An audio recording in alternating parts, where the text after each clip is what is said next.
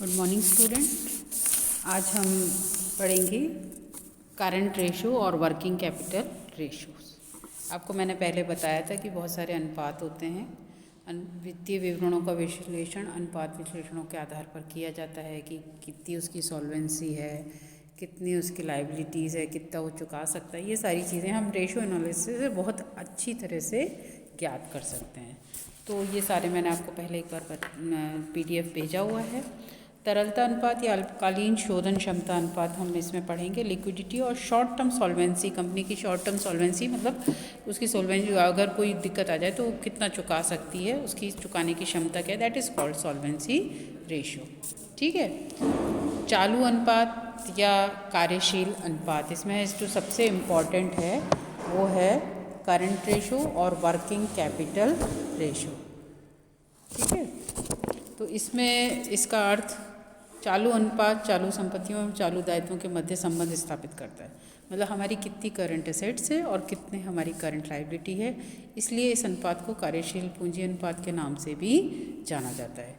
यह अनुपात संस्था की चालू तरलता के बारे में संकेत देता है, जो अल्पकालीन वित्तीय सुदृढ़ता का एक माप है। कंपनी का जो आर्थिक चिट्ठा है उसमें ऐसी संपत्तियां जो आने वाले लेखावधि या वर्ष के दौरान हम जिसे कैश में कन्वर्ट कर सकते हैं अति शीघ्र, उसे हम चालू संपत्तियां कहते हैं। तथा ऐसे दायित्व जिनका भुगतान आने वाले लेखावधि या वर्ष के दौरान करते हैं उन्हें हम करंट लायबिलिटीज़ कहते हैं। अतः करंट एसेट्स और करंट लायबिलिटीज़ के अनुपात की गणना कंपनी की अल्पकालीन वित्तीय सुदृढ़ता का अध्ययन किया जाता है इसके अंतर्गत। तो इसका अगर हम रेशो फॉर्मूला देखें तो करंट रेशो का फॉर्मूला है current assets upon current assets में भाग देंगे हम करंट लायबिलिटीज़ का, current assets on current liabilities. ठीक है। अब चालू संपत्तियां एवं चालू दायित्व में हम निम्न किन किन चीज़ों को हम शामिल करें, ये आपको देखिए एक चार्ट दे रखा है जिसमें हम सबसे पहले पढ़ेंगे चालू दायित्व। चालू दायित्व हमारे कौन कौन से हो सकते हैं? देय विपत्र BP, क्रेडिटर्स लेनदार, अल्पकालीन ऋण शॉर्ट टर्म लोन्स, बैंक अधिवर्ष बैंक ओवरड्राफ्ट यदि वर्ष में चुकता हो, एक वर्ष में हो तो। ठीक है। आउटस्टैंडिंग एक्सपेंसेस अदत्य व्यय, कर आयोजन टैक्स प्रोविज़न, अनक्लेम डिविडेंड, ऐसा डिविडेंड जो अभी तक नहीं मांगा गया तो मांगा जा सकता है कभी भी, इसलिए हमारी लायबिलिटी है। प्रपोज डिविडेंड घोषित लाभांश, ग्राहकों से अग्रिम, डीलरों से जमाए डिपॉजिट फ्रॉम डीलर्स, दीर्घकालीन ऋणों के चालू वर्ष में देय किस्त। दीर्घकालीन ऋण इसमें नहीं आते हैं, लेकिन दीर्घकालीन ऋणों की जो चालू किस्त इस वर्ष देय होगी उसे भी हम अपने करंट लायबिलिटी में शामिल करते हैं। देन अब आप इस चार्ट में आ जाइए। ये आपको देखिए बच्चों, ये बहुत ही ज़रूरी है कि आप इसको अच्छे से समझ लें, क्योंकि आपका पूरा जो आंसर है वो इस पे डिपेंड है।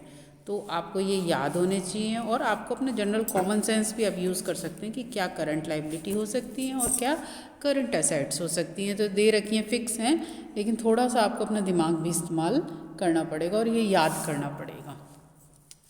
करंट एसेट्स रोकड़ कैश, बैंक बैलेंस, प्राप्य विपत्र BR, देनदार डेटर्स, स्कंद स्टॉक, अल्पकालीन विनियोग, शॉर्ट टर्म इन्वेस्टमेंट या हम इसे कहते हैं विपणन योग्य प्रतिभूतियाँ मार्केटेबल सिक्योरिटीज़, पूर्वदत्त व्यय प्रीपेड एक्सपेंसेस, अग्रिम भुगतान एडवांस पेमेंट हमने कोई कर रखा है।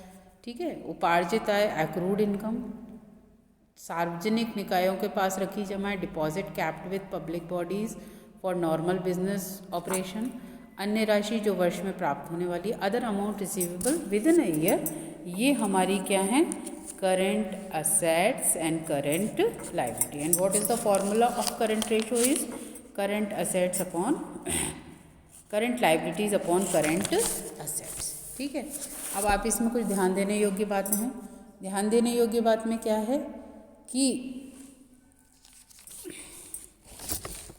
ध्यान देने योग्य बात यह है कि ओवरड्राफ्ट, बैंक ओवरड्राफ्ट की सुविधा वैसे तो स्थायी होती है, लेकिन ये तर्क दिया जा सकता है कि यदि करंट रेशो की गणना करते समय बैंक ओवरड्राफ्ट को करंट लायबिलिटी न माना जाए तो यह बैंक ओवरड्राफ्ट की सुविधा को बैंक किसी भी समय निरस्त कर सकता है तथा नियम अनुसार बैंक ओवरड्राफ्ट को यथासंभव जल्दी से जल्दी निपटाया जाता है। अतः बैंक ओवरड्राफ्ट को चालू संपत्तियों में ही माना जाना चाहिए। ठीक है, आगे बस समझ में। ठीक, चालू अनुपात यह बताता है कि चालू दायित्व के प्रत्येक रुपए के भुगतान के लिए कितनी चालू संपत्ति की व्यवस्था है। हमें जो अपने दायित्वों का भुगतान किया तो हमारे पास उसको भुगतान करेंगे तो संपत्तियों को बेचेंगे तो संपत्तियां कितने की बिकेंगी उसके आधार पे। यदि चालू संपत्तियां 2000 हैं तो चालू दायित्व 1000 के हैं तो हमारा रेशो होगा 2:1। 2:1 जो है वो एक आदर्श रेशो भी माना जाता है कि हमारे पास जितने भी हमारे दायित्व हैं उसकी दुगनी हमारे पास क्या होनी चाहिए, संपत्तियां होनी चाहिए। तो 2:1 इज़ ए आइडल और स्टैंडर्ड रेशो फॉर सॉल्वेंसी। ठीक है, अगर हमें सॉल्वेंसी नापनी है तो हमें इसको इस पे बना के भी रखना पड़ेगा कंपनी को। ठीक है, चालू अनुपात का निर्वचन 3 आधारों पर किया जा सकता है। प्रमाप स्टैंडर्ड या आइडल इंश्योरेंस संस्था की प्रगति, उद्योगों एवं अन्य संस्थाओं में इस अनुपात की स्थिति। उच्च चालू अनुपात निम्न कमियों को दर्शाता है। यह व्यवसाय की अनुत्पादकता या अकुशल विनियोग नीति का प्रतीक माना जाता है। लागत व रखरखाव ब्याज की लागत में वृद्धि होती है।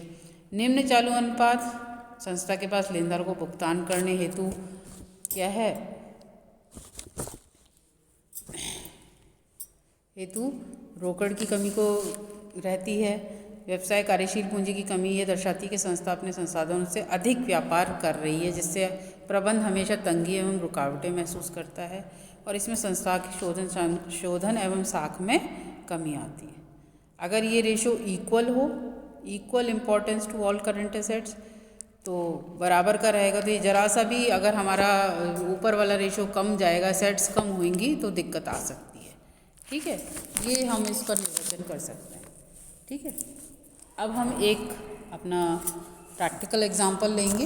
इसमें एक एग्जांपल दे रखा है आपको, आप देखिए। इसके अंदर बैलेंस शीट हमें दे रखी है, फर्म का चालू अनुपात, हमें करंट रेशो ज्ञात करना है। Current ratio, what is the formula of current ratio is equal to current assets upon current liabilities. तो हम सबसे पहले इस चिट्ठे को पढ़ लेते हैं। चिट्ठे में देखिए आपके पास क्या क्या चीज़ें हैं। करंट ईयर 2014-15 और प्रीवियस ईयर का भी इन्होंने कॉलम बना रखा है। Paid up share capital 1 lakh, reserve and surplus, इसमें रिजर्व और प्रॉफिट एंड लॉस अकाउंट का दे रखा है 1 लाख। नॉन करंट लाइबिलिटीज़ कुछ है नहीं, हमें मतलब है सिर्फ करंट लाइबिलिटी से। और करंट लाइबिलिटीज़ में देखिए क्या क्या है। क्रेडिटर हैं 45,000 के, बिल्स हैं 25,000 के, ऐसे टोटल करंट लाइबिलिटी कितने की हो गई है, 70,000 की। बैंक ओवरड्राफ्ट दे रखे हैं इसमें 30,000 के। ठीक है, टोटल हमारा इस साइड का लाइबिलिटी साइड का कॉलम है 3 लाख। असेट साइड में आप आ जाइए। असेट साइड में क्या क्या दे रखा है देखिए। Non current assets, fixed assets है 1 लाख की। करंट एसेट्स में हमारे पास इन्वेंट्रीज हैं 50,000 की। ट्रेड रिसीवेबल्स हैं, डेटर्स हैं 80,000 के, बीपी हैं 20,000 के। कैश एंड कैश इक्विवेलेंट्स हैं, cash is equal to 30,000 plus bank is equal to 20,000। It means we have cash and cash equivalent is 50,000। The total of asset side is 3 lakh. Now first आप ratio formula लिखिए। हमेशा बेटा ये बच्चों ये याद रखो, जब भी कोई फार्मूले वाली चीज़ है तो आप डायरेक्ट उसको सॉल्व करना शुरू कर देते हैं, ऐसा नहीं है। चाहे आपको कितना ही याद हो, आपको फर्स्ट पहले फार्मूला लिखना है, उसके बाद अप्लाई करना है, तो इससे आपको फार्मूला याद हमेशा याद रहेगा। करंट रेशो देखिए, current assets upon current liabilities. Current assets हमारी कितनी थी, अब आप देखो करंट असेट्स कितनी हैं हमारी। क्या क्या है हमारे पास, इन्वेंट्रीज़ हैं 50,000 की। ट्रेड रिसीवेबल हैं जिसमें हमने डेटर बीपी सब शामिल किया, ये 1 लाख की हैं।